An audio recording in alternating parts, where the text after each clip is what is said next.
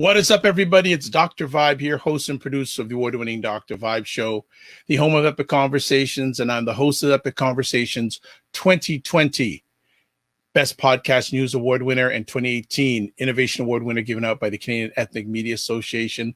And I host the only online show in the world that is for dads and fathers. It's sponsored by Dove Men Care, also co-sponsored by Dad Central, Canada's national fatherhood organization. And finally, I am the board chair for the Global Food and Drink Initiative. It's a multimedia not-for-profit that showcases Blacks in the diaspora who are doing their thing in food, wine, and travel. And as always, I like to say you're blessed, highly favored, a magnet for miracles, and a solution for someone's problem. We're broadcasting live on May 22nd, and it's around that 9 o'clock Eastern time. So you know it's Staggers State of Things time. So I'm not the star of the show. Let me bring the stars of the show on. There they are. They're the stars of the show. Jill, Aisha, how are you? Good. Good. How's the week been? How's the week been? For me, okay. Yeah. A challenge. Yeah, I can understand. And look, you know what's a beautiful thing? There was a time when we did this that we didn't know if anyone was watching us. And now, once we come on, there are people in the house. Good evening, Chris. How we doing? Oh, Natalia Bailey. I haven't seen you chime in before. Usually during my morning conversations, I hear you. And then Jan Myers. So welcome, family. How we doing? Hope you're doing okay wherever you are. And we've got another packed house of commentary tonight, and we're looking forward to it. And you know what? Let's just start. Really, let's just start. So let's get at it. First conversation piece. There's finally a ceasefire in the Israeli-Gaza Palestinian conflict that has happened. Will it last? That's a whole other conversation. But ladies, what are your thoughts on the ceasefire so far?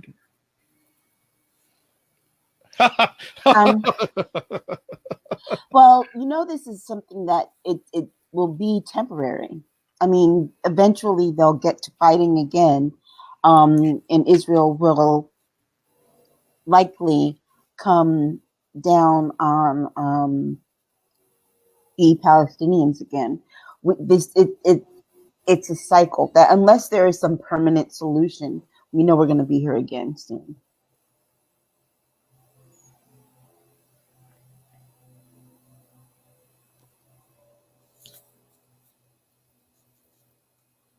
My fault there. On mute for a second. Sorry, folks. No, Jill, do you think that's your sentiment? That's only a temporary thing, and we're going to see war again? I think it's temporary. I mean, as we got to see, they actually went in for the mosque. I'm having light issues today. Okay. They had they attacked people on their way to the mosques on Friday. So I don't know what if any of these people can be relied upon to keep their word, essentially. Not sure. What is it going to take to resolve this? Like, this conflict has been going on longer than any of us have been alive. Well, this is a lot like you look at the United States, right? You have Native Americans still fighting to keep their own land. You have a group of people who were there, and then another group of people came and want to claim their land.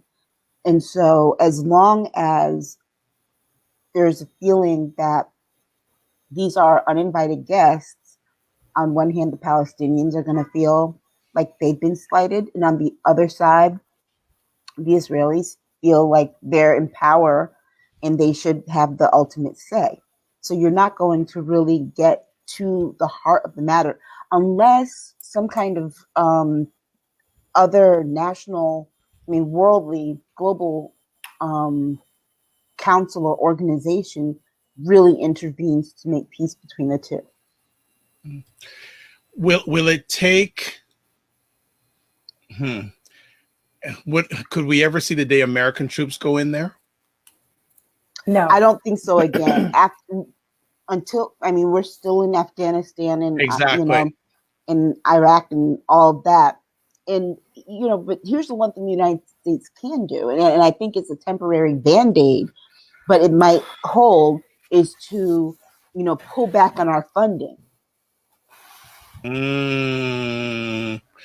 That's it. Walking a tightrope there. I know.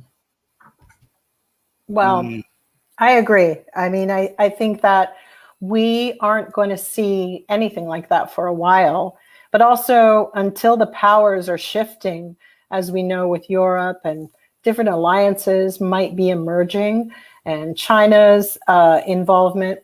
I don't know. I think right now everybody's kind of sitting back and determining and reflecting on their past relationships. Their biggest problem is that, we fund, as Americans, we're funding the Israelis, and a lot of other countries are as well. I mean, that's Germany and all of these places, Germany giving them their reparations. But I do feel that that's going to change somehow, if not with our latest, progressives in the House who have clearly shown that they do not like this and they don't want any more funding for Israel with guns, etc. I think that, I read an article the other day that the younger generation, even Gen Z, younger ones who are like 16, have formed different groups right now, and they're not happy with the Democrats or the Republicans, and they see themselves more as progressives. So when these younger people rise up and they consider themselves activists as well, I think there's going to be some real changes in those voting booths. And I think that's part and parcel why Republicans are just getting everybody on lockdown so that they can try to sew up what they want, because the younger generations are not going for it. It may take a few, but maybe in the next decade, there's going to be a major shift in that region. Well, hashtag Jill Jones strobe light, by the way. I know. Sorry. It's this thing, I bought it and I think I'm going to take it back. I don't know how to work it. It's okay. It's okay. Yeah, I think that this is this has been an albatross around America's neck for years. Absolutely. And our biggest problem is that sometimes we don't know how to choose our allies. I mean, that's what it boils down to. And we have to stop giving money frivolously to foreign entities who are doing bad deeds, and then we have issues giving money to our own people so they don't starve. You were reading my mind again. I'm going to follow the money and the military deals that are involved. Yeah, that's what it's about. And part of it also is that because Israel offers that citizenship, dual citizenship, to people who, if you're Jewish, you can always live there. Basically, you have those funds going over as well to help fund a lot of things that are going, particularly in the courts against the Palestinians who are trying to fight for their land. So it's not clear. There's no clarity for many of us who've grown up with this concept since we were children. And now everybody is kind of like going, hey, put the brakes on. What are we giving you the money for? And what are you doing for us? I mean, this, especially when they can't even get rid of Netanyahu. Yeah. It's like, I think there's a problem with funding someone who's corrupt and only uses the money as more of a lifeline to stay in office, when many of the Israeli people, they too want him gone. So he sort of named himself dictator in chief. And I think that, like I said, I think there is some kind of movement in that area to put the brakes on. How much money are we giving you? It's kind of like, the child support that never ends. And but it's fitting because the country hasn't grown up, right? Yeah. And we had 4 years of a president that basically bent over for Netanyahu. And so they were very much alike in terms of their leadership. Here we are, a democracy, and we're basically funding a dictatorship. Yeah. And we have our own people in our own country who are, need the resources more than Israel does, frankly. Absolutely. From us. Chris is saying, to see and hear the true hurt and frustration in the situation, watch and listen to Ayman Mohid. I'm going to probably get this name right. Thank you. Reports on MSNBC. You can feel his sorrow in that the U.S. sides with Israel-Gaza. Absolutely. Yeah, absolutely. It's you can hear that. And it's the same old okie doke just isn't really applicable anymore. And I think that if you go online, you will see there are numerous people constantly wanting this to be sort of investigated and revised and revisited, because if they're not going to move forward with ways to change it, and I'm not saying the Palestinian with Hamas representing them, we spoke about this last week, or taking a position, they don't represent entirely how every Palestinian feels. I just think that, by now everybody should know that it's not good to use these people as barters and like just caught in the middle of this. And, it's unbelievable, because for me, they said there was a ceasefire. And for me, the bad man in the group this week was Israel for attacking people who were headed off to their mosques.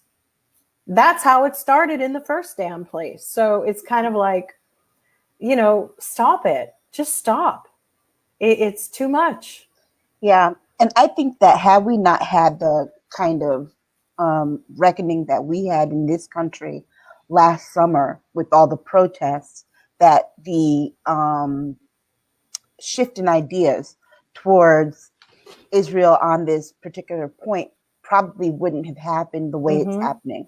You wouldn't see people saying, look, this is wrong. This is a humanitarian issue.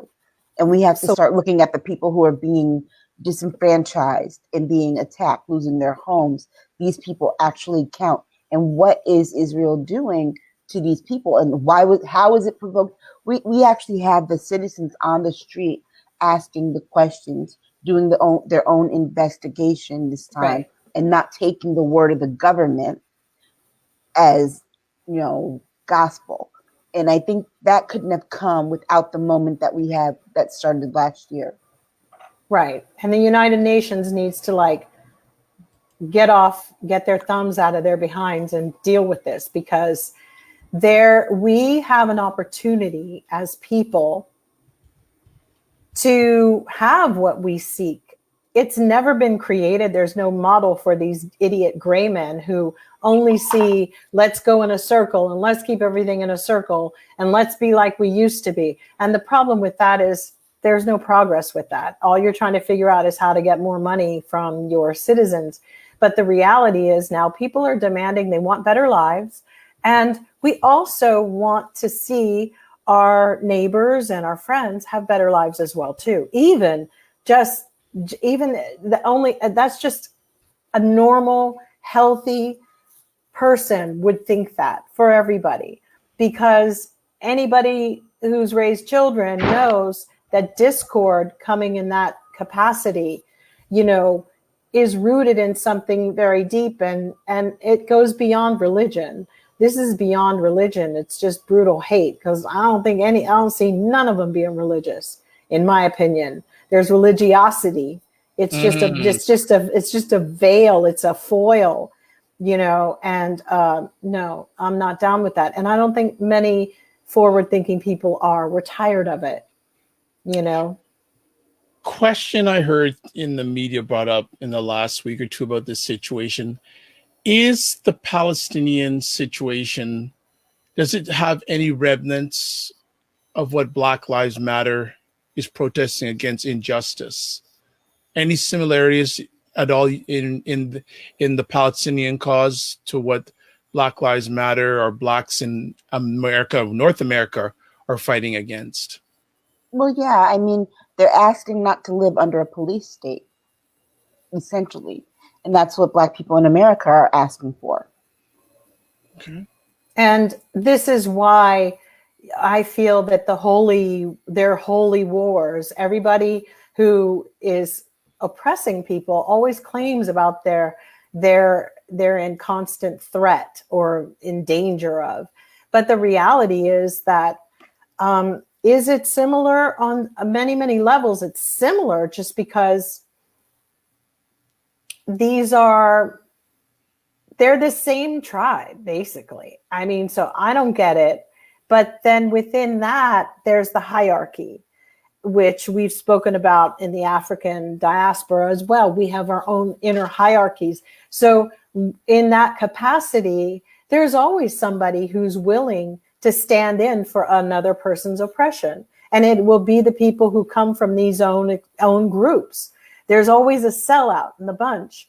It's so crazy that religion is being weaponized, and it's being weaponized here, and it's being weaponized there. And, it's just truly pretty diabolical. And then you have this whole thing of, in a sense, they're taking the position that they are, like white supremacists here take the position of chivalry, and it's our duty, and we're going to defend. That's the white man's conversation, defend. That's, why all those guys showed up before the George Floyd protests, when we had in the Carolinas. Where was it? Where the Charlottesville. Right, in Charlottesville. So we have the Viking mentality. We have the myths. These are all very, very key words of keeping brown people down. It's just very, very basic. And they always use this jargon that they're defending their position. And those are kind of dog whistles, because they do it here too. Always defending, I'll defend my home, I'll defend my whatever. And for some reason, that gets interpreted as, chivalrous and valor, and it's your response, courageous. But when brown people do the same thing, or Black people, it's criminal. So on that level, it's the same, because for some reason, brown people and Black people are always depicted as, what you do is criminal, but what I do is chivalrous. So we got to stop that, and we've got to call it out, because first of all, the Vikings weren't really Vikings. It was for travelers. I don't know. These people watch too much damn TV, these symbols, all of it. It's time to educate. And I know it hurts people to wake up and realize, I've been lied to. It's like you live with somebody who has a different name. But it's time, because you cannot cherry pick the past. What happened in Israel with Palestine, there's a problem with how it jumped off in the first place. Simple as that. And when you don't, you can't make money off of people like that, because in a really weird way, they are making money. We give them a lot of weapons where they trade them and sell them back to somebody else. So it becomes this bartering, and that's where those people's lives, however invaluable they think they are very valuable to them, because they use that, they're going to bomb us, they're going to kill us. I mean, Israel has crazy weapons. I read a couple of years ago, the Germans gave them two submarines that each were worth $8 billion.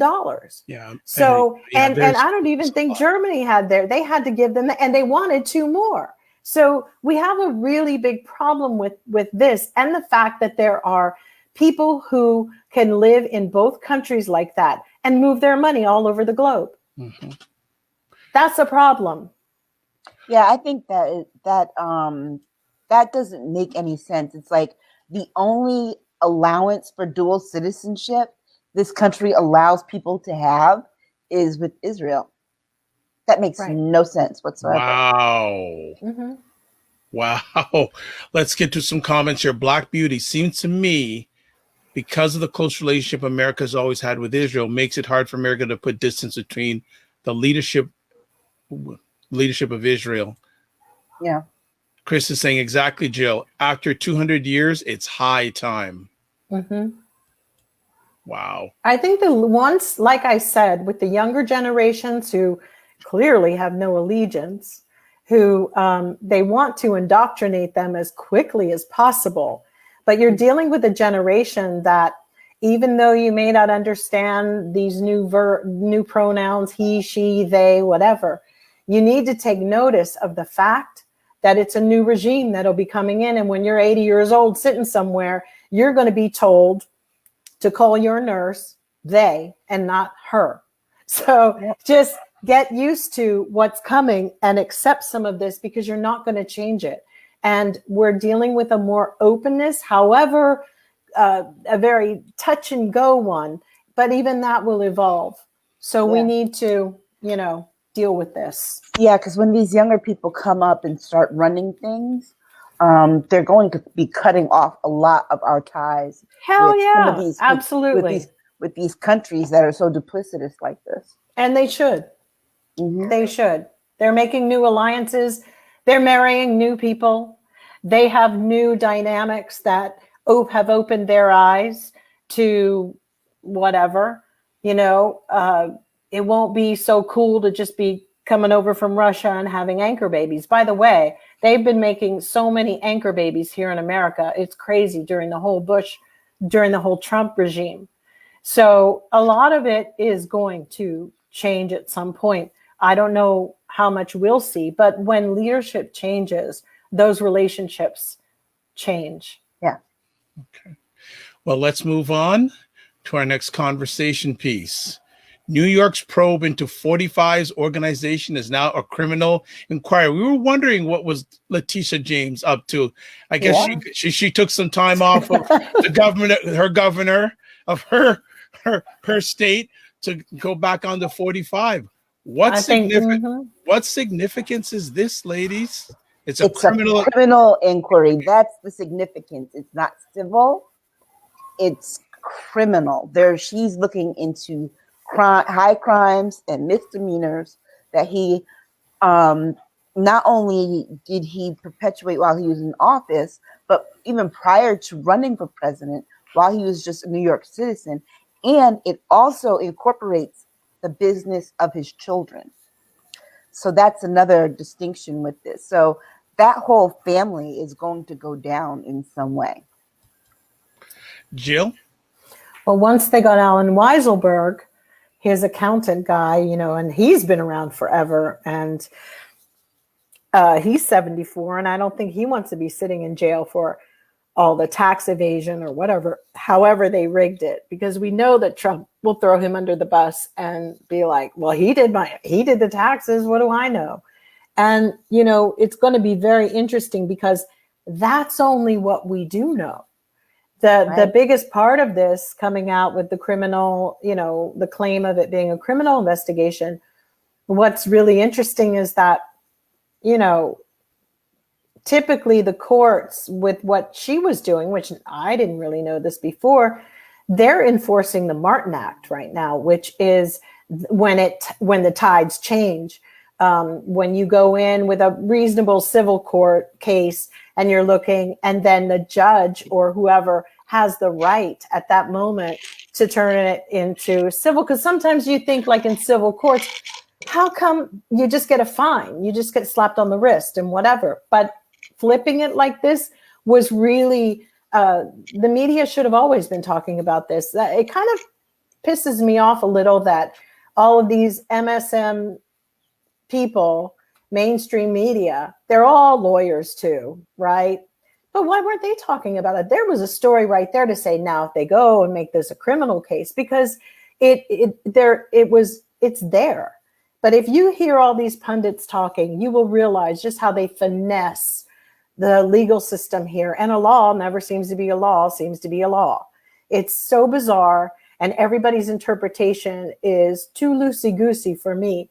But I do believe that once she said criminal, they are sure with some evidence. And like Aisha said, it will affect people in his family, because, and it's about time, because I think the people really would love to see justice on the sense that if this man gets away with all of this, guys, it really says a lot about faith and about what you're believing in and karma or whatever, because then you want that justice because you want to know that the universe works, that the universe has checks and balances. And what I feel is really happening with the morale in the country is that we don't feel that the universe has its checks and balances other than, you know, a disaster or catastrophe. But we're not getting that. And I think if you say any prayers, you pray for the checks and balances because people need that in order to keep going, just little signs here and there. So hopefully they get him. Yeah, and I think when it comes to, you know, the various criminal aspects, they have some very blatant things that were criminal, like the taking of the paintings. That they did that was illegal. Yeah, that's okay, true. They could not do that. The Lincoln bust.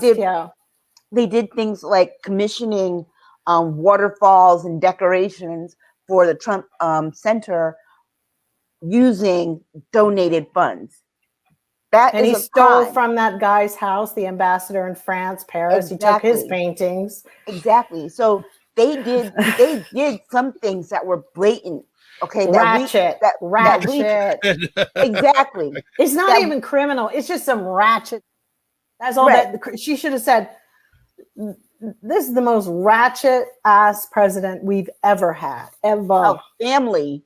Because you got the whole family. You got the ex-wife or the son sleeping with the Secret Service guy, and the daughter sleeping with her Secret Service guy. Can you blame her? Can you blame her? Really? Girl's got to do what a girl's got to do. Now, Tiffany Trump's engaged to, I guess, the Secret Service guy that was taking care of her. And boy, the Secret Service, were these women like Mata Hari up on these men? Because they sure did get the allegiance of the Secret Service as well, which is a little frightening too. Oh, well, Chris is saying, how I love Ms. James. She does not play. Well, we were getting, Aisha and Joe were getting a little concerned about Ms. James, saying that she was like she had disappeared and got a little coy, but it always seems when she's quiet, that's when she's the most dangerous. Yeah, she got us all tied up with Cuomo. I was like, you know what? I can't. No. You know what that was? That was a red herring. Interesting. Cuomo was to go in that direction that Trump wanted her to go in, and focus on Cuomo. Then she hit him with a rope-a-dope. Right. Chris is also saying Michael Cohen seems certain that 45 will not hesitate to throw his demon offspring under the bus once the water starts rising. Thoughts? You don't like him anyway. Yeah, I know. I mean, he's incredibly competitive. He's destroyed his sons. I mean, he's destroyed his children, except for the blonde girl. He wants to date his daughter. Right. And so it's like, he'll throw her under the bus too, if he has to. But these are like characters in films that you watch or in books, that literature, and the father. It's like what his dad did to him, he has done to his children. This is like Love and Hip Hop. This is Love and Politics, New York. Mm-hmm. True. It's almost like how they have the Real Housewives franchise. They have Real Politics franchise, New York style, right? Yeah. For people who are watching this live on the replay, there is Letitia James, the lady who is leading the charge against the 45's organization. Very. She's not to be messed with. I mean, no. It's like, and somebody asked the question on Twitter. It's really odd how the GOP hasn't gone after her. Right. Interesting. Because she knows all their business. That's very, you know what? Aisha, excellent point. They all have ties to Trump, and she has been able to connect all those dots. Okay. They don't want their name. They don't want their name in this criminal inquiry. Right? They just don't. Okay. That's a great point. She knows exactly all the ins and outs of why these people were such sycophants for Trump. Okay, because we have been wondering all this time, like, why are they just tripping over this man? They know he's dumb. Why are they tripping over this man? We couldn't figure it out. So clearly she knows what she clearly But I knows. think that once she got a hold of Lev Parnas, and I think he's been singing like a bird, and he's singing for generations because he worked with the father. And I also feel that there's just some shady stuff because of that. And not only, well, you had the Mueller report, which had things that were already setting up Vance and them to go into a direction of finding stuff. And once you bring in a forensic accountants, it's I TikTok. said that's TikTok. very it's TikTok. And we're not talking the software. We're not talking and if the you app. don't have the receipts or your friend wrote the check, you got to have all of it. It's not even funny because these forensic accountants weren't just looking at money. They've been looking at the operating agreements and how those companies have been established, dissolved, brought back up. This one is the managing director of one, why you can't go after him, all of that. For me, if she's saying it's a criminal investigation, they found a way in. Yeah. They found a missing link. She does not appear to be the type of person that would come out with that unless she has something solid to go on. True. Unless she's almost ready for trial. I mean, yeah, there's a team of people because Vance is supposed to retire at the end of the year. Yes, exactly. There's a time count on this. And I want to also say that I think that at one point I had said, well, maybe they're not going to deal with Trump until right before the election, but they can't, based upon what they are doing right now. The Republicans are going after every state. They're going after local state government, asking for recalls. We got another recall for some of our other state councilmen to be removed. And these are the lowest tiers of legislation, but they want to nip it in the bud very early on. Well, and I'm like, midterms. Yeah, but like it's not the presidential election is it's the midterms that they're focusing their energies on. Well, they are. McConnell wants back in power. And the fact of the matter is that they're not going to be able to get that. They're not doing anything, and it's very obvious that they're not doing anything. That they're like digging their heels in, and you got to remember that even though some of these laws have come to pass, the fact remains that there were over 85 million people that said no more. And that was more than the people that came out for them. Right. Well, but remember, the Republicans are trying to, for lack of a better term, shrink in the game. They're trying to get less and less people eligible to vote, and they're finding their ways to do it. And that's why. But these organizations like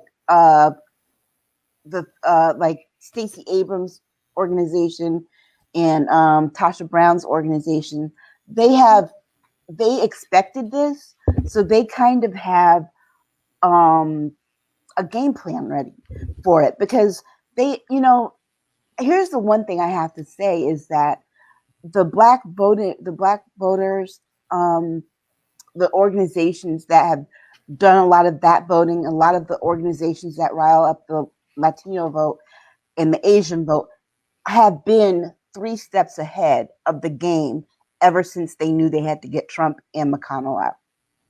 And I think that they whatever infrastructure that they built to do so and to stay ahead of the game, they only enhanced it, knowing that this is going to come.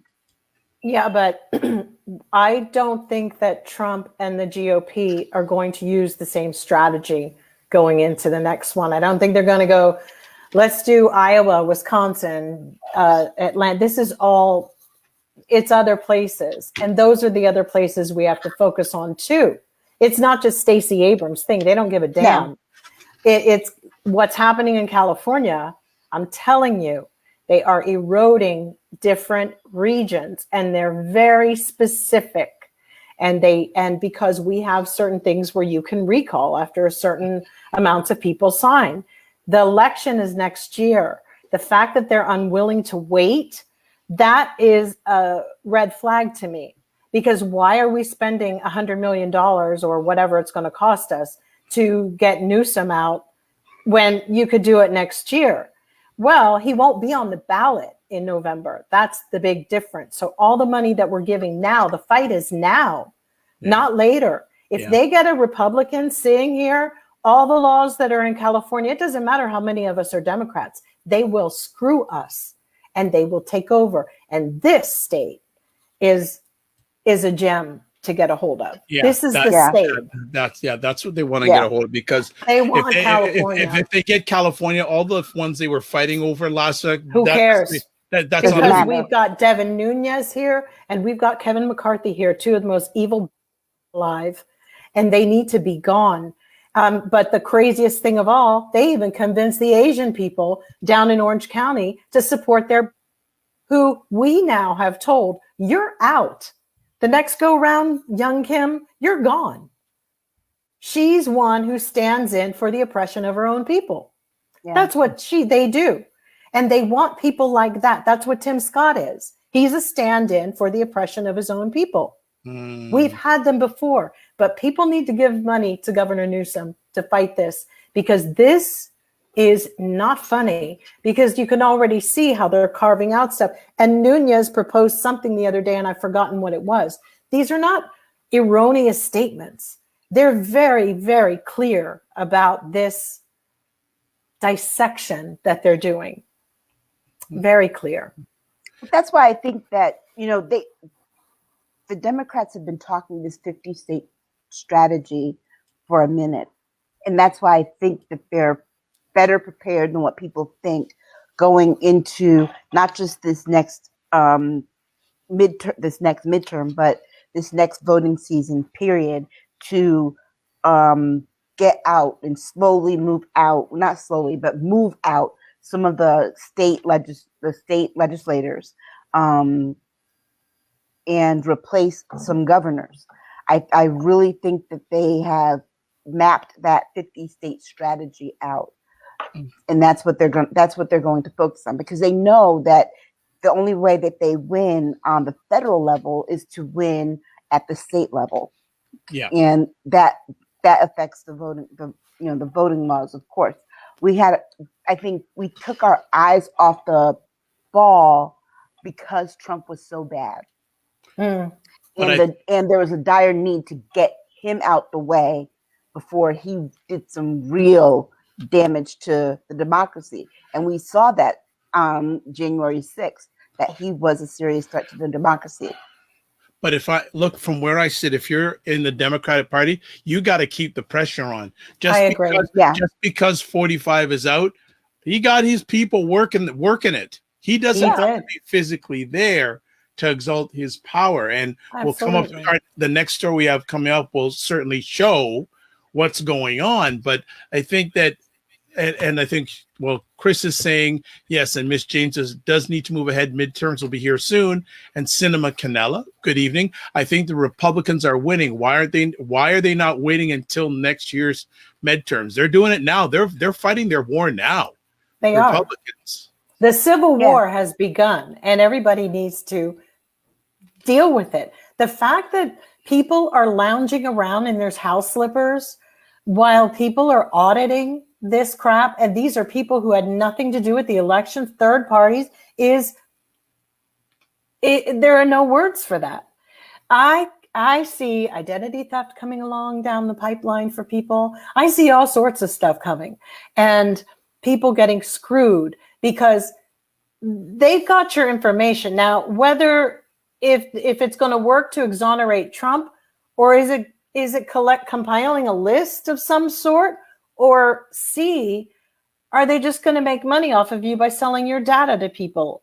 That happens too. So, sell it to Russia, sell it to anybody. These are things that are not really great. And the fact that there's not one local judge who's able to stop it I don't even know how our government works anymore. I'm like, how does this work? How does Remember, this work? He put in 900 and he did it. Yeah, exactly. But one thing that was interesting that I did see on the news tonight was that the Secretary of State of Arizona said, well, guess what? The voting machines that they quote unquote audited, she said, we're throwing those out. They can't be trusted. But how much expense of that is going to go to the taxpayers? Why the hell should I have to pay for it, or you or anybody else? See, for me, if they do that stuff here in California, we're going to have a real problem, because I'm going to show up and go, give me my, and because that's not cool to me. It's not cool. I have a thing about technology and the invasiveness of it, let alone a bunch of crackers going through my. Yeah, they're really trying it, and they're trying it. They know where to try it and where not to try it. Georgia is going to be interesting because that's their next mark. I don't think they even care about Georgia. No, they don't, but that's their next mark. It's all for show. The fact is, who's paying for this? Where's the money? The worst thing both parties ever did was to make sure they had those super PACs. And for me, that's the problem. And if they want to shut it down, but they're afraid to because it affects how they get money. But here's the reality. Shut it down. Just reset. You want to reset? Reset that. Stop telling us to reset. You reset the politics. Put the brakes on it. All of it. You know, like when you overdraft your account and you just go, hang on a minute. That's what I want. I want to stop it for a minute. Because what was going on in the pandemic, he was moving and grooving, and he put tons of money away for himself. Yeah. And not only that, but he had since been fundraising off of this big lie, you know, and people are willing to give him the money. Stupid people are still giving him. It's a murderous lie. It's not even a big lie. They need to call it what it is. It's a murderous lie because people died. They were murdered because of that lie. Mm-hmm. They were murdered. And no one in this country seems to give a damn. Not enough to really get up and go, you know what? I'm the Attorney General of the United States. Pick them up. You know, I don't know. Find a law. Maybe it's beneath the dignity. These other goons, what were they doing the whole time? Crap, everybody was like going, I've never seen this happen before. What's going on? So let's transition. That leads into our next conversation piece. But let me just get what Chris says here. Dems need to start trying to touch dance with the Republicans and get things done now. If Republicans control the House and Senate, their knees would be on our necks. Time to stop the soft pedal. Yep. Yeah. I think at this point, Joe Biden has tried. The Democrats have tried. He's got to give it up. They've tried the whole bipartisanship. Now you see where they stand. Mitch McConnell told you he's going to block everything. Why are you still trying to do bipartisanship with people who aren't bipartisan? Right. It's like, why are you trying to date somebody who's not into you? They're just not that into you. Move on. The Democrats look like a bunch of dumbasses. It's like, stop it. Just stop it. Go about your business. Get it done. You know, when you get your stuff done, then people come back around. But you don't sit up there and sniff in their butts. Yep. Oh, they're going to come around. It's time to be like, they're just not that into us. They're not going to come around. We're going to do all of this by reconciliation and stick the filibuster in the reconciliation and then shut them up for good. Absolutely. It's all right, just too much for me. Let's move on. You know. Oh, look at this. Chris is saying, I'm waiting to see Jill throw the lamp across the room. LOL. I am. I'm lighting a candle right now. I think I'm going to light another one. Okay, next conversation piece. January 6th commission vote. Prospects are bleak that 10 Republicans will buck Mitch McConnell. They want him gone. Who? Mitch McConnell. They want him gone. He ain't going nowhere, Jill. But I mean, I know he's not, but they want him. He's being used for now. They're going, even if I don't know. I don't think he has as much power as he thinks he used to. No, he doesn't. It always makes me laugh when he's like, we're gonna do this and we're not going to do this. And it's like, Mitch McConnell, you're not in control of the Senate anymore. Yeah. So you saying that you're not gonna do X, Y, and Z, yeah, only people in power can say that. But what's interesting about him, and I kind of like dig it, even though I hate his guts, he acts like he's still in power. Yep. And that's the big difference between him and Chuck Schumer. I can't get with Chuck. He's too much of a car salesman for me. And he needs to do something. He's always trying to be very nice to everyone. I'm going to like everybody sit down and have some noodles or whatever we're eating, you know, and then we're all going to talk about it. I'm not going to go there. You know, it's like. That is your voice on the Kiss extended. It is. So this commission, it's not going to happen. I think the commission's going to happen. Where? I think it is. I think that you will. Well, I think that you'll get the tie and Kamala will break. Maybe. No, they've got to have the plus 10. That's why they. You know what? That's why they need to throw that filibuster. It's not going to happen in the reconciliation. Can it happen at the House level, but not at the Senate level? Well, the House passed. Already passed. Okay, right. Yeah, the House already passed with 35 Republicans. Right. Which 45 did not have too many kind words to say about. But I don't think that they need to do a big investigation other than calling in General Honore. Call in. Don't invite them. Just go. What did you discover? And who when you subpoenaed what's the man from Kevin McCarthy's phone? Who was he talking to? They have to create the case, whether the people are there or not. I'm sorry. They have to do it. And they have to tell us what they've discovered. Yeah. Now, if the Republicans want to, and if there are more questions after that, then that's on the Republicans to own up and answer them. But the reality is we need to hear what happened, and we need to give the Capitol Police the respect to be able to come forward and show their side of it. We need to know why the other head of the Capitol Police, why did he resign?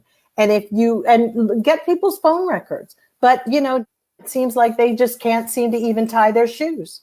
It's really incredibly embarrassing, incredibly so, that even the FBI is starting to look like, I'm sorry, they just look like they're not competent. And there's something that has to come across to I want to know what happened. I want to know, where was Trump that day? I don't care if you have to find somebody who had a camera and they knew he went and got a chili dog. I want to know. I want to know. I want to know I want to know so much. I want to know what kind of toilet paper that uses. Yeah. I mean, I can't stand him if he uses any at all. He probably leans around and licks himself. Oh, gosh. Like a dog. I honestly can't take Donald Trump, and it's time. If they won't drag him out, then we, the people, demand that we hear what's going on. That's it. We have to do something.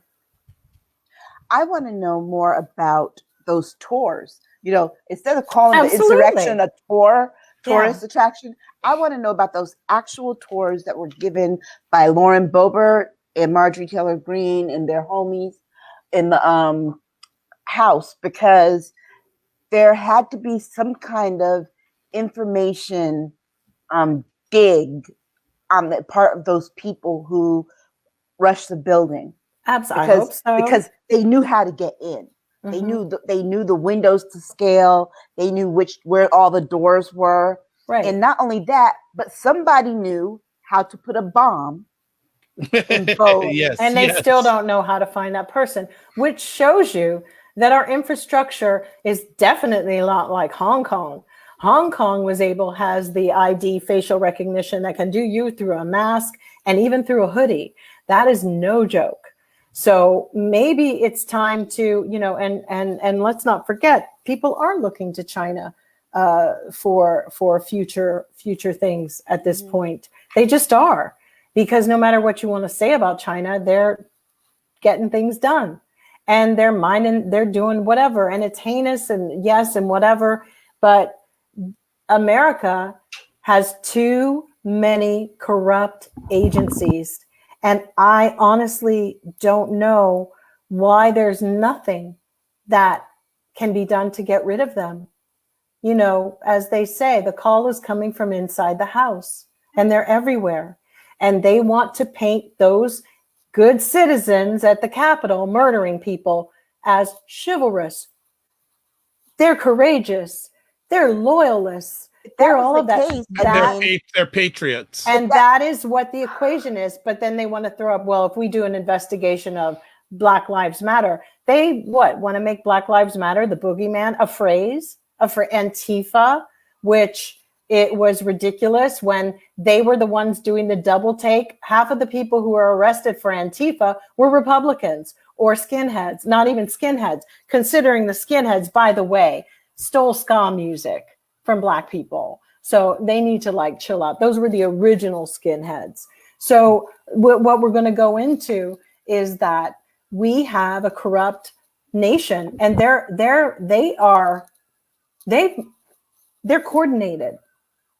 They're coordinated, and then we need to know who's giving the messages, and we need to know, why is Marjorie Taylor Greene even out? Why is she able to go anywhere with her mouth? Why? Right. Okay, before you jump, Aisha, before you jump, I'm just going to catch up with comments. Chris is saying, oddly enough, Kevin McCarthy seems to be afraid of old Mitch. Yeah. Interesting. Black Beauty is saying it is actually treason that these Republicans are engaging in. Yeah. I'm not sure why it's not being called this. Why in God's name more Republican senators aren't leaving the party is beyond me. Chris says, oh, and Mr. Clyde saying that J6 looked like a tour. Did you see the pic of him barricading the door inside the House chamber? Nice how they treat tours, huh? Clyde, another POS. Well, you know what kills me is that for some reason, all these Republicans seem to have forgotten how scared they were on January 6th, or because they know what their supporters are capable of now. They're even more scared. That was the warning. We will chew you. We will kill you. That was the message. Don't you know we will kill you? That was it. You're absolutely right. That was it. Guess what? They don't know who these people are if they see them standing in the House chambers. They wouldn't know Marjorie Taylor Greene like that if they saw her. All they would know is that she was somebody that they were meant to kill. Mm-hmm. They only know her outside of it through all her propaganda worship stuff on TV, what they see on TV. But if they were to come across her in real life, she would have been gone. Yeah. You know who I'm going to bring up this name. You know who I'd love to hear testify? Who? I mentioned his name a few weeks ago. We don't hear nothing about him these days. The man Bob Mueller? No, the man that these patriots wanted to hang. Oh, Mike Pence. Never. You're never going to. No, Mike Pence is trying to figure out how to run for president. Okay. Mm-hmm. All right. So let's move on to our next conversation piece. His own brother voted against the investigation, by the way. So Massie and Greene trash mask violation warnings from House. Sorry, sorry about that. Massie and Greene trash mask violation warnings from House Sergeant at Arms. Aisha, you wanted to talk about this one. Go ahead. I just thought it was funny that they got them and that the letters came and that, they were being fined $500 each. They're going to be fined $500 each time. And if they miss it again, then it'll be $2,500 each time that they do not wear a mask while on the House floor. Unless they are speaking. Why can't they just lock the door on them? All I hear is Marvin Taylor Greene and Sarah Jane's voice from Imitation of Life. But I'm white. I'm white. Oh. I mean, why can't they just keep them out? You can't come in unless you have a mask on, and then escort them out. Why? Why is that so hard? It makes sense to me, no matter like whatever political, if you're not abiding a law. Yeah. I mean, makes sense to me I can't too. even imagine what these people's children are like. This is how, I mean, my God, they don't even know how to discipline. I would lock the door, and if I needed to put a broom between the handles to keep it shut, I would. You can't come in here until you act right. Obviously, I'm thinking the reason that they and you're more than welcome to watch it on Zoom. That's the option. Take it or leave it. I'm guessing is that there's a law. There's some law that would be in violation for physically removing them. They would actually have to put it into the you know what, this is about health. You know, I have to see this. Please show me. If that's the case, then my question is, show me the law. I mean, I'd like to see it. I'd like to know, because 9 times out of 10, I think they all need to go back to school and get refreshed on what the laws are in there. Because they're just like, you know. Here's the thing. Nancy Pelosi put that in place, but she only put fining as the punishment. So that's the problem, is the punishment wasn't what wasn't taken into consideration when deciding on what the punishment for that would be. You mean this is the first time they've ever had to tell people you can't come in with that attitude here, or you can't speak this way? This is the first time? I don't believe that. No, it's not the first time, but when it comes to the mask mandate, this is the way to rectify that. But I'm sure there's a rule. Obey the rules of what the Congress is, and the story that blankets it all. You know, I don't know. Then Nancy, because personally, they've got a booklet on the rules of the House. Then take everybody somewhere else to go and meet and leave them behind. You know, that's all I can say. You know, put them all back on Zoom. We will not go back in the chamber. We'll all Zoom. Yeah. We won't go in. That's it. If one doesn't do it, then none of us will. Yeah. All right. And we have Chris. Oh man, the more I see Ms. Greene and her 45 loving repugnant cronies with diarrhea of the mouth, I feel like taking a carnival tour of barnyard oddities. Jeez. True. She's a horrible cretin. Wow. Really? Well, folks, we're gonna take a little quick break to give these ladies a break. As you see, they exert a little bit of energy. I have to get a light. All right. And so we're going to take a real quick break, and we'll back in just a minute. So hang tight. What's up, everybody? It's Dr. Vibe here, host and producer of the award-winning Dr. Vibe show. What is up, everybody? It's Dr. Vibe here. What is up, everybody? It's Dr. Vibe here. What is up, everybody? It's Dr. Vibe here. What is up, everybody? It is Dr. Vibe here. Just had an awesome experience. He is a really good interviewer. The conversations that we have and the passion that he has for people and helping people. So smoothly that you would have thought that we had known each other for years. Big shout out to Dr. Vibes. I had the opportunity, the pleasure, and the privilege to join him last evening. Thank you for listening. Thank you for watching. And you can check out more great content like this on my website. Also follow me on social media. Remember, it's Dr. Vibe, the home of epic conversations. I'm the host of Epic Conversations. And remember, live your life as a dream. If you can dream it, you can make it. Sometimes you have to get small to get stronger. Block assumptions and aim bigger, aim better, aim higher, aim wider. Love, faith, and respect. And remember to give yourself grace. So we are back. Jill has more light. So we are good off. And something will just slip in here. So folks, we all three of us always have conversations after our epic conversations and how much we had a good time, but how much your support means to us. We are wanting to do something. We need your input. We would like to change the name of this show. And people are going, why?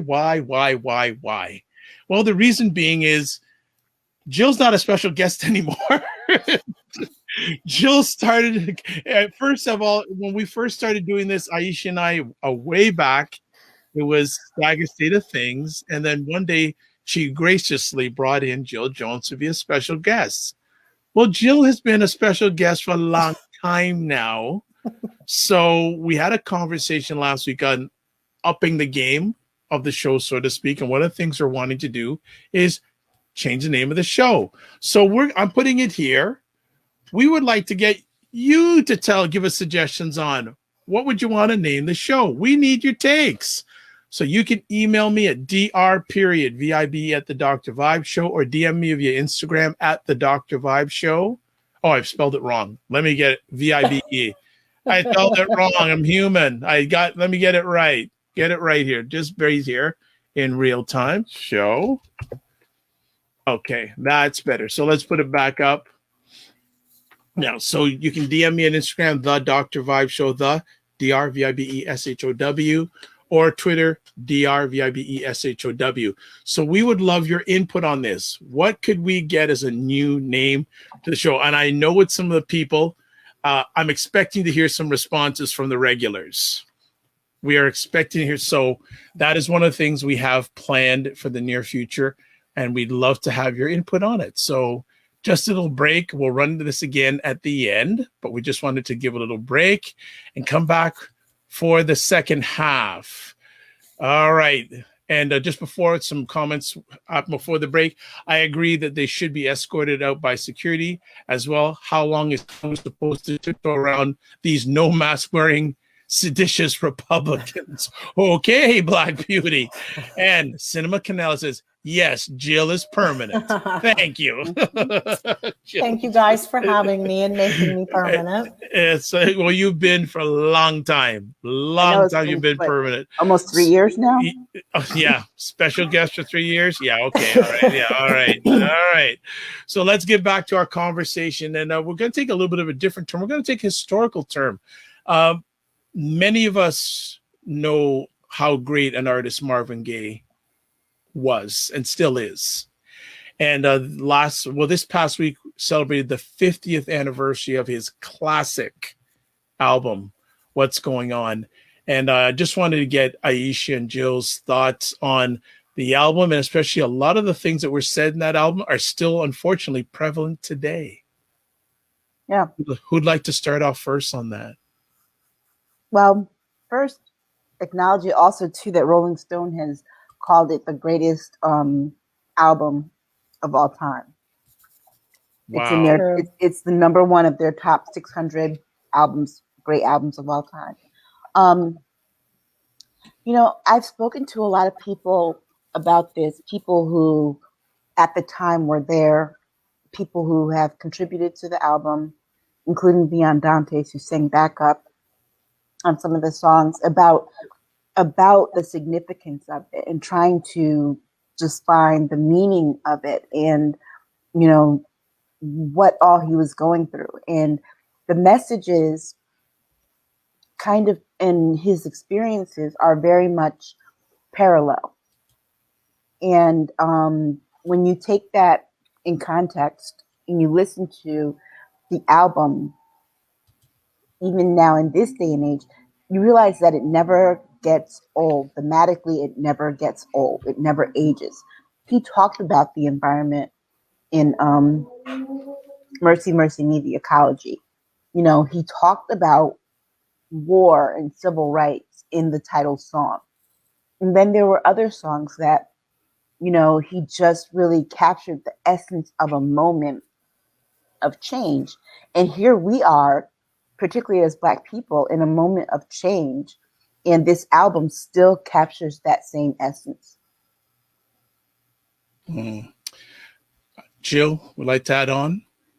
Well, I mean, I'm in full agreement with Aisha, but, you know, we're just, I was looking at all the track lists, you know, the track names like Save the Children, God is Love, Mercy, Mercy Me, Holy, Holy, Inner City Blues, Makes Me Want to Holler, What's Happening, Brother, What's Going On. I mean, Flying High in the Friendly Sky. I think that it is still all very relevant. And I think that, you know, this is what's so kind of disturbing about the screams of people were saying what we're saying today. People were upset about Israel. I think people were upset about different about the climate, and it was all happening. It was still moving, but now it's reverberating. And I think because the apocalypse didn't come sooner, had it come sooner, then the Republicans would have been like, oh, well, yeah, you were right, I guess. But we'd all be dead. I think that I think he was completely inspired by this, but something bigger than Marvin, because he was such a gentle soul and so artistic and so sensitive. Sometimes things bigger than yourself come through to speak through to you. And I still think that we're still in that chamber and in that window of time for people to, be like, hey, wake up. What's so bad about why can't you care a little? Why don't you see what's happening?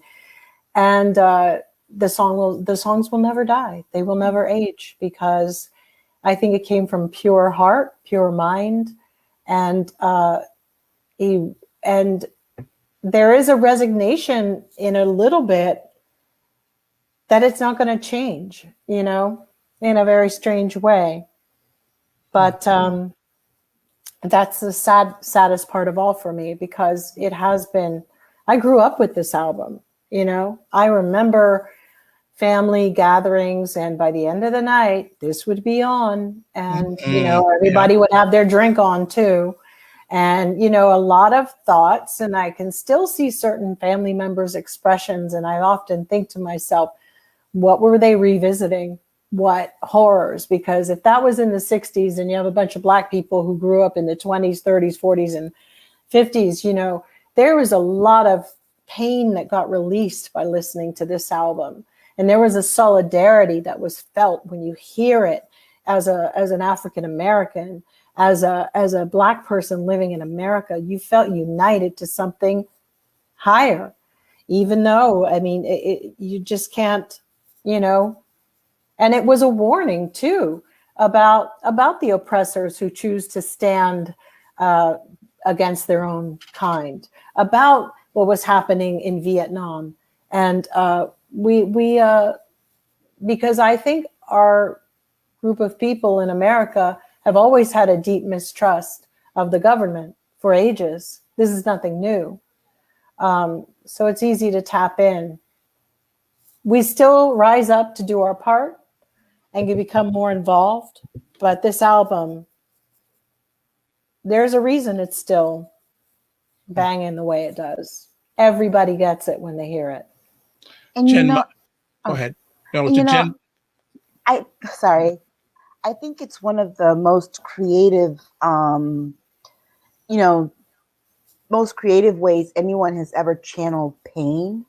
Here he's lost his friend who was his duet partner, right? Yes. And then he starts writing this beautiful, these beautiful songs that also, he pours all that pain of that into telling other stories that are equally painful, but have a sense of kind of optimism and hope that things could get better.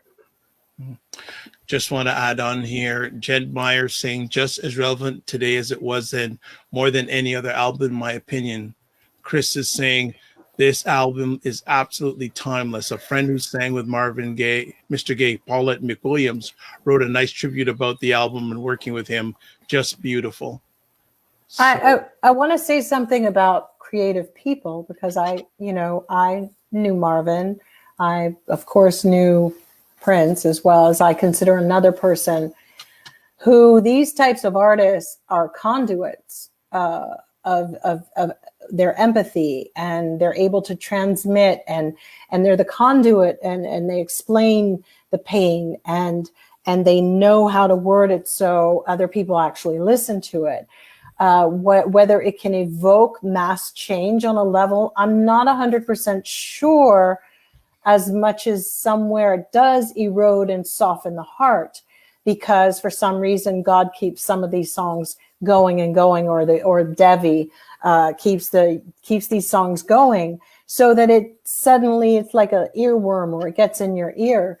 The beautiful thing is that I don't think that, you know, like Marvin was so gentle as a person, but still the burden of carrying and being this prophet, essentially, because it was prophetic. And for all of these artists who write this type of stuff, it's very hard on them. And the world is a very hard and cruel place for them. And so when you do see them write beautiful songs, you should really think about how they even got there, because they usually are taking in so much because they're great observers of the human experience. And that could be why they're not here anymore, because maybe for a very long time now, we're on our own. As Prince said, in this life, you're on your own. And I sometimes feel that now, like the hand's gone, you know? It's like you're on your own. You can't hide in my music or this one or that one, or you have to act. And your contribution has to be bigger than your job or what or the monetary, all of that. Just being here and speaking. But yeah, I often think of how sensitive these people really are. They're like angels manifested. Poets are the same, you know? So for me, I'm always, when I see people who've create a big opening in the sky like this, I know they've been touched. You know, these songs are the songs of a movement and of a moment. And it just happens that the moment keeps happening over and over and over again. And that's why this album remains so significant, 50 years later. Like, it came out in 1971, and here it is in 2021. And it's just as relevant because the moment just doesn't end. It keeps happening.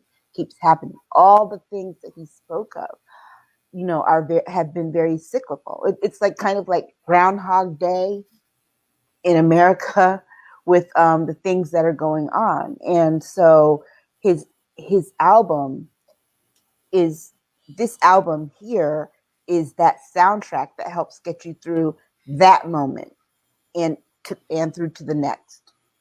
But here's the craziest part, when he's saying, "Oh, mercy, mercy me," that things ain't what they used to be. So it's like, where did all the blue skies go? Now, he wrote this when I was a child, and I'm thinking, was it that much better? It was tolerable. People learned their way through life, and certain things were tolerable, I suppose, especially for Black people, to, talk about things ain't what they used to be.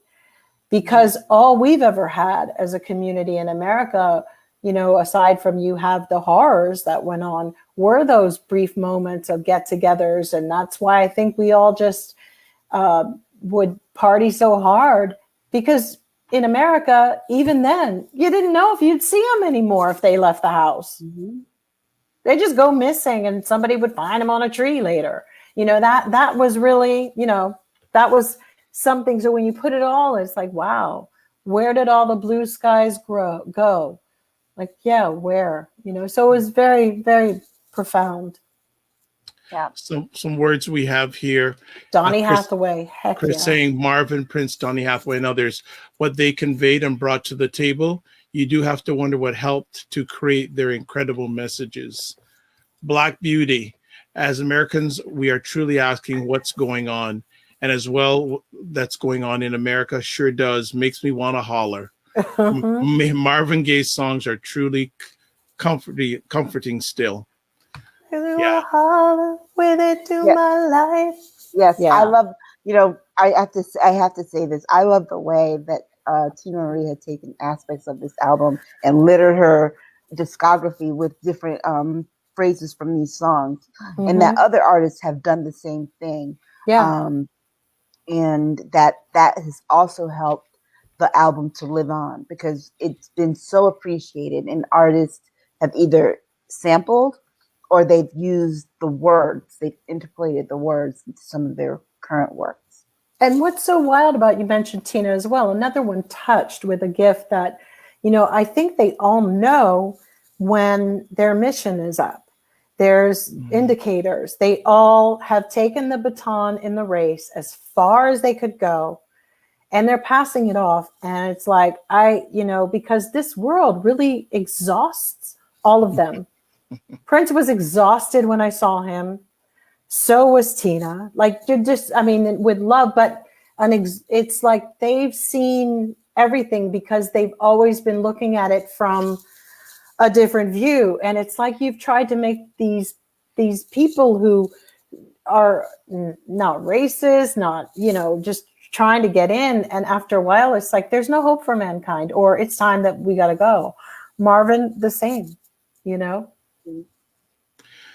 Well, we have 2 more things to talk about tonight, but I think we should only talk about one of them, because I don't think what we're talking about here and then going to the cockroach would be okay. Yeah, Yes.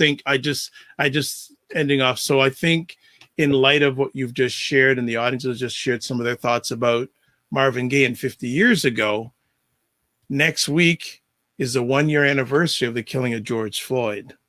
So I thought it'd be best we end on this, because going to the cockroach of this episode. No. So ladies and audience who's watching or live on the replay, 1 year. Yeah. What's changed? Nothing.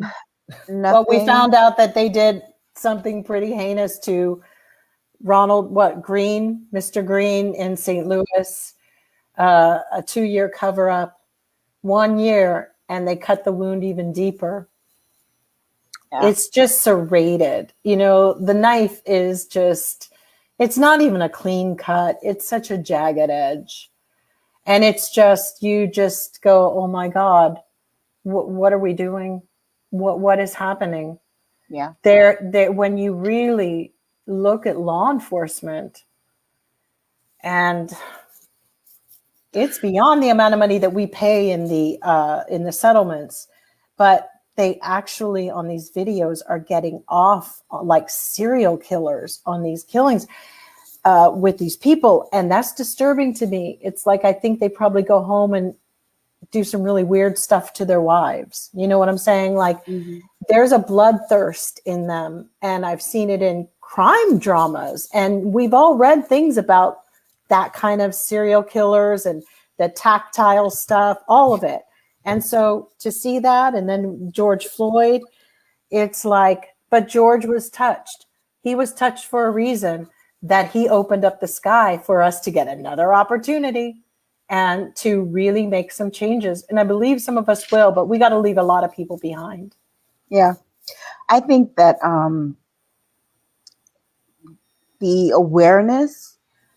with the awareness has also come an escalation in these activities.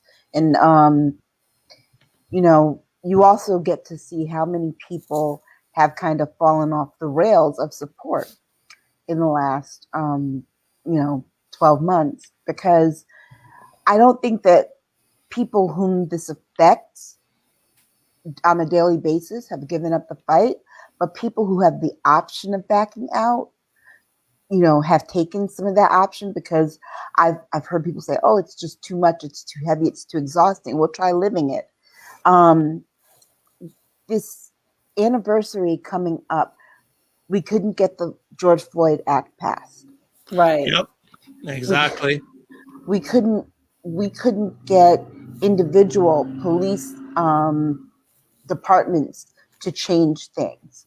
And what does this say about the sacrifice that was made, someone's life taken, and the protests that came out of that? Is that the people who are in power and in control are going to do everything they can to not be held accountable. Because here's the problem. Why wasn't it included with the Asian hate crime bill? I mean, Exactly. The whole point here is, as Black people, I think we felt a little bit pooped on that part, because what, like all of a sudden theirs got passed like this. And that was done for a reason. It was just to create more division. That's why the Republicans did it, because they want more divisions, and they want to hear me say things like, yeah, we like pooped on that. We really did whatever we did. That's all divisive. They don't care. The whole thing. The biggest thing is, will these things ever be enforced? Yeah. Are they enforceable? Acts are fine, but give me the judges. You know, we also need to have a different criteria for the people who are in place, these judges. How do you get to be a judge? From an appointment? Yep. We saw that. That means nothing to me. There are no King Herods up there. I mean, the reality is they didn't pass the George Floyd Act, and there's a problem with that, and they're not going to. So Cinema Not this term. Yeah. Cinema Canal is saying nothing changed. Also says a few people are opening their eyes and double questioning police procedures, but sadly, nothing has changed. I read it. It was interesting. And again, one of the few times I watched the news lately, what's his name? Don Lemon had a gentleman on who used to be part of the Bush administration, the elder Bush administration. And he brought up a very interesting point that in the American population, 30% of the American population are white Christian males. But 75% of leadership in politics and big business are white Christian males. They're not Christians, though. Well, allegedly. They think they are, but they're not. If they are Christians, we should all just go set ourselves on fire, because they are people as equally as disgusting as the Christians during the Spanish Inquisition and all of that. That's what they subscribe to.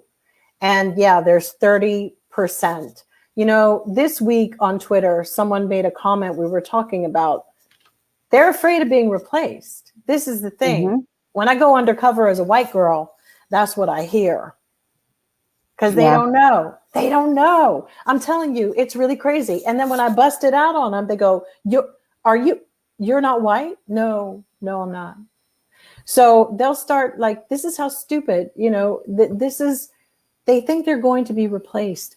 People are upset with Mayor Lightfoot in Chicago because she won't give interviews to anybody but African-American journalists, so they say. But I'm here to tell you, I don't bend over backwards to do interviews for, not that I'm Mayor Lightfoot, but I'm kind of the same thing right now.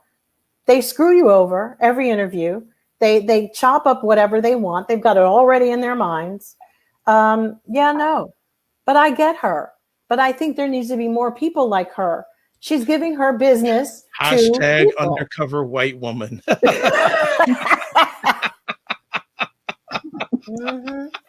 They do not like it. Chris is saying, watching the absolute horror of what happened to Ronald Greene, this country has a long way to go. Yeah. I want to see indictments. And no, it's not enough that the scumbag deputy in Louisiana shown talking on the tape, admitting that he beat Mr. Greene, has died. On this anniversary of Mr. Floyd's death, formal indictments in Louisiana would be quite befitting. That would not make things right by any means, but it might be a start. I agree. Here's one thing. They should make sure his benefits are taken from his family and given to the family of Mr. Greene, to his children. I don't think the family should benefit at all by that disgusting pig's life or his death. Sorry. Here's the thing that you said, Jill, that really stuck out to me was that, you know, they could have stuck it in with the Asian American hate crime bill. It's very true they could have, because whatever milestones that Black people make against hate, it ends up benefiting all the other people of color. Right. And eventually white people too. That was the same with affirmative action. It ended up benefiting white women. Well, because, you know, in that little pecking order, the Asians are still higher than Black people. White racist man, Derek Chauvin, has an Asian wife, you know, and sometimes they don't see it that way. They see that's, okay. But when it comes to the model minority. Yeah, exactly. And believe me, you can be racist and married to a minority or a person of color. Yes, you can have serious biases that you're unaware of. It's possible. And people need to stop copping out just because you got some grandkids that are half Black or whatever, or half Spanish or Asian. You know, the ones who seem to have biggest issues and just are the ones that just don't allow it. I mean, let's be honest. Why does New York still have buildings that don't allow Jewish people, let alone Black people? Why are country clubs? Why? Because it's private. Until they change that, then Twitter and everybody else can do whatever they want when they want to deplatform people. None of that's changed. You try to get into a co-op like that. See, here's my biggest problem with the killing of George Floyd, as far as what has, as Cinema had mentioned, people are awake on many levels. The dots are starting to get connected. We're starting to see the influence of money and the presence of those wasps that, you know, never let go and just tended their little gardens and went about plotting. The danger of them going and buying certain companies, paying these boards. The boards is where the is. That board stuff, that's where all it goes in the mix. You know, so what, and one day we'll talk more about this, but the fact with George Floyd is they didn't want to honor us or anybody. They didn't respect Black people enough to let us have our George Floyd, our act, before they gave the Asians the hate one, anti-hate. It's anti-hate against us too. It's not just Asians, but they rushed that through like you know what. And I'm sorry, I know I shouldn't be bringing it up because, you know, but it should have been against all people of color, just a hate law. Law. There's LGBT, you know, we have Matthew Shepard's laws, but they still can't get the Emmett Till Act passed. Exactly, and they can't get that. Exactly. From 2007, yes. Thank you. And that, to me, says everything. The fact that those two bills are still left hanging, that should make you spit on every single senator that you ever see. Well, I mean, honestly. Well, even on or spit in their food. Remember, adding another layer, or give them a chocolate pie, like the hell. Yes, right. You know I would. But still, even in some states in America, hanging is legal. Yeah, absolutely. Yeah. Lynching is considered a crime in a lot of states, but not a hate crime. Yeah. And the definition of what is constituted as lynching is so narrow in these places that it doesn't classify anything that is a racially motivated crime. So two kids can be like, you can there's an example in South Carolina many years ago that where two kids or three kids jumped one child, and that was considered a lynching. Oh, okay. Right. But let's be honest, this was like a 2-week whirlwind campaign. We had all the Asians getting beaten up by people. They mobilized. I don't know what money was in on that. You said a very important word. Money. Mm-hmm. Yeah. So before they lobbied that and they got it done. So Cinema Canela, ooh, the chocolate pie. And of course, Chris has to chime in. Hashtag pies by Jill Jones. Well, I have been baking. Thank you very much. That's why I thought he'd come in on that. It's either that or Sweeney Todd pies for me. Okay. You know, I don't know. Just, you know, razor blades. I had enough. Yeah. Well, folks, thanks for another epic conversation. As I said, we usually end off with the this episode's cockroach, but I didn't think it was really fitting to have that in based on Marvin Gaye's anniversary of what's going on and the 1-year anniversary after the killing of George Floyd. Just one quick last thing from both ladies. Is America any better 1 year later?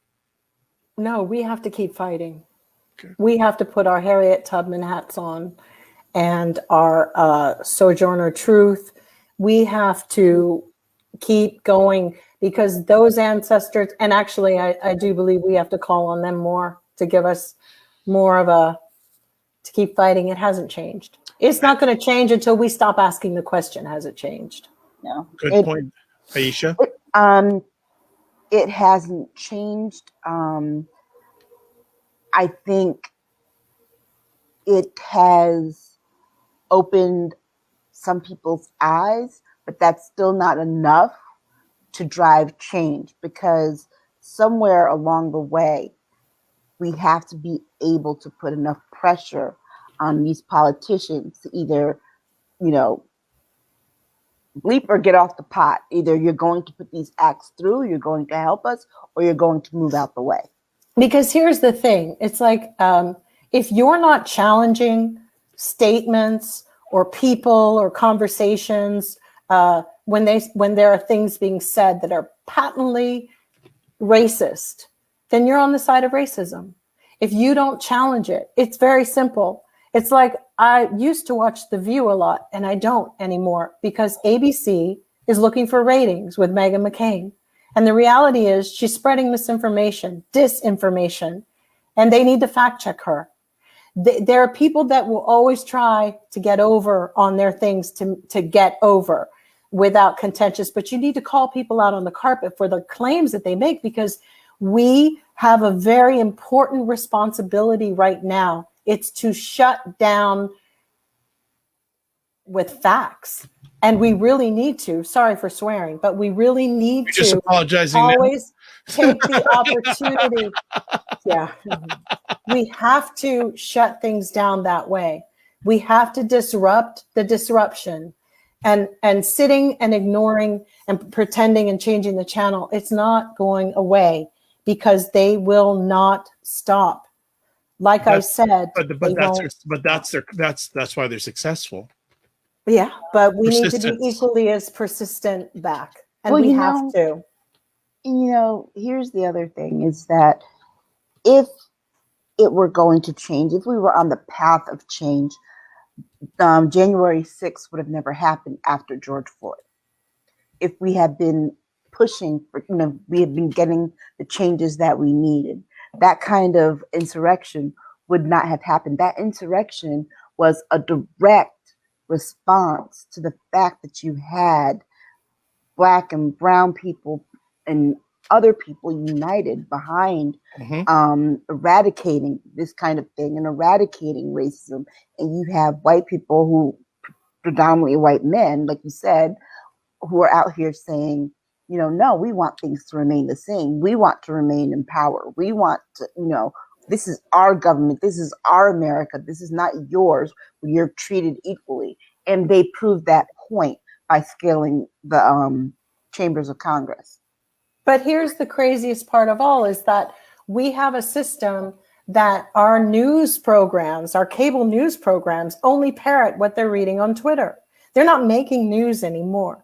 I attended this panel this week about disrupting racism. And one of the biggest things was understanding the technology. And there is a potential, like with Twitter is contemplating the subscription premium model. And some people are like, well, it might get rid of bots. It might do this. Some people are like, I'm not going to do that. But here's the thing. You've got to remember all of this misinformation, when it kind of came out after TV, after the phone, radio, TV, none of it. And now they had to scale with the internet. The problem is that they were not able to regulate any of it. It just, if someone was lying, if they were doing this, and the data would prove that certain people were getting their information not from the Daily News anymore. So in order for someone like Fox to exist in this system, they have to be over the top shenanigans. And it's almost like it's entertainment. There's something so ghoulish about what Americans find lies and killings and murders actually entertaining. It justifies their sad, pathetic lives in that armchair that they choose to sit in while they're watching. But the biggest thing with these storage things that are with these subscriptions coming up is it should indicate that there's storage issues going on inside our little internet world. Storage to make everything accessible to all of us at the same time. So money. And it will also remove them of having to get paid like they did for the elections. They went crazy. Donald Trump sunk so much money into all the elections, to all the platforms, social media. Facebook couldn't even, they got up out of water because their biggest thing is, how do we manage our content and how do we store it? It costs money. That's it. It's going to cycle through, but it was a big step. If Jack does it on Twitter, that means he's changing the game a little bit for all of them. And I advise people to get the subscriptions just because it doesn't make some of these companies as beholden to election things and politics. They've got to cut that off. It was dangerous what happened. And watching George Floyd get killed and murdered, and it didn't affect the change in this country is a really, I don't know how we're actually able to look at one another. Yeah. Okay. Well, on that note, we will end it off. The power of the algorithm. We must talk about that one in one of our conversations coming up. The power of the algorithm. As always, I'd like to thank everyone who watched live tonight. Got some comments here. Chris, thank you for another great evening. All the best to you. Blessings. Jen, thank you also. Great conversations. Tide is also saying that. Cinema Canella, thank you. Who else joined us? Black Beauty as always. Regulars. We also had Natalia. I think it's the first time she joined in. Thank you for joining in. We like to thank you folks. And remember, we are looking for your input for a new name. So what should we name the show going forward? We need and like your takes. Email me at dr.vibe at the drvibeshow.com or DM me on Instagram at the drvibeshow.com or via Twitter at drvibe show. Someone else has got a comment here. Stay safe, everyone. Very much agree. Cinnamon Canala. Jill, you did it again. Well, Chris, I might have a poltergeist at this point. If people want to get in touch with you, how can they do that? Jill D. Jones at Twitter. You can DM me. That is the best way. And then we have Aisha. At Aisha Staggers on Twitter. And you can check out my Instagram page, which is AK Staggers. Got it. Fantastic. So we are on to me, the Dr. Vibe. Best way to get a hold of me, the drvibeshow.com. Again, host and producer of this epic conversation, also host and producer of the award-winning Dr. Vibe show. I'm the host of Epic Conversations. It's a home of Epic Conversations. 2020 Best Podcast News 2018 Innovation Award given out by the Canadian Ethnic Media Association. Host of the only online show in the world for fathers and dads that is sponsored by Dove Men Care. It's also co-sponsored by Dads Central, Canada's national fatherhood organization, and I'm the board chair for the Global Food and Drink Initiative. It's a multimedia not-for-profit that spotlights Blacks in the diaspora that are doing their thing in food, wine, and travel. I'd like to thank everyone who listened to us tonight and also watch us tonight live and also watching or listening to us on the replay. We'll be back next week. All things being good and safe, 9 p.m. Eastern time. Tell your friends. Subscribe to the Dr. Vibe Show on YouTube and on Facebook. And as I said, we are making changes to make this better. First of all, we got to change the name, folks, though. First thing we got to do is change the name. We can change the name, then we can get everything else going on. So, as always, live your life as a dream. If you can dream it, you can make it. Sometimes you have to get small to get stronger. Block assumptions and aim bigger, aim better, aim higher, aim wider. Love, faith, and respect. And remember to give yourselves grace. Be well, everybody.